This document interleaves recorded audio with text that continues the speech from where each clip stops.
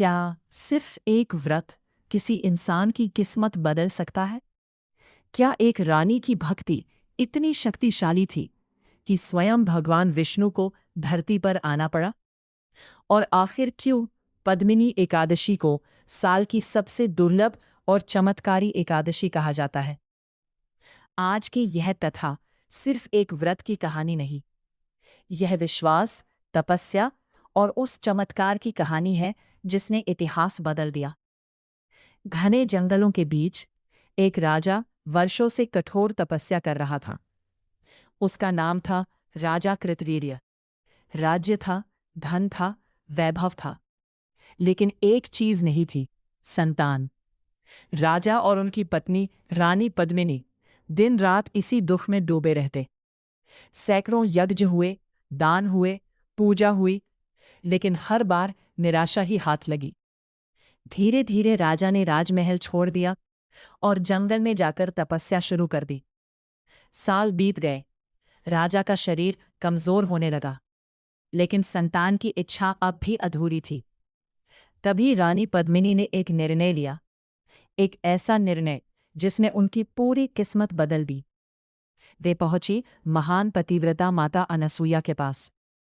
रानी ने folded hands के साथ पूछा, माता, ऐसा कौन सा उपाय है जिससे हमारी मनोकामना पूरी हो? माता अनसुईया मुस्कुराई और बोली, अधिक मास के शुक्ल पक्ष में आने वाली पद्मिनी एकादशी का व्रत करो। यह व्रत इतना शक्तिशाली है कि भगवान विष्णु भी भक्त की पुकार सुनने आते हैं। लेकिन यहाँ से कहानी और रहस्यमयी हो जाती है।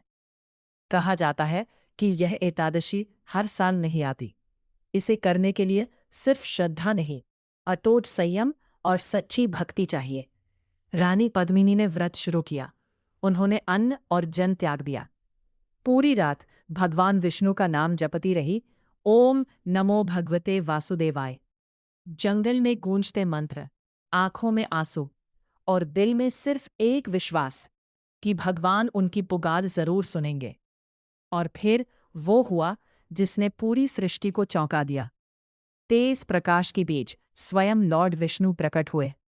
रानी पद्मिनी की आंखों से आंसू बहने लगे। भगवान विष्णु बोले, हे देवी, तुम्हारी भक्ति से मैं प्रसन्न हूं, मांगो वरदान। रानी ने सिर्फ एक ही इच्छा मांगी, प्रभु हमें संतान सुख दीजिए। भगवान विष्णु ने आशीर्वाद दिया।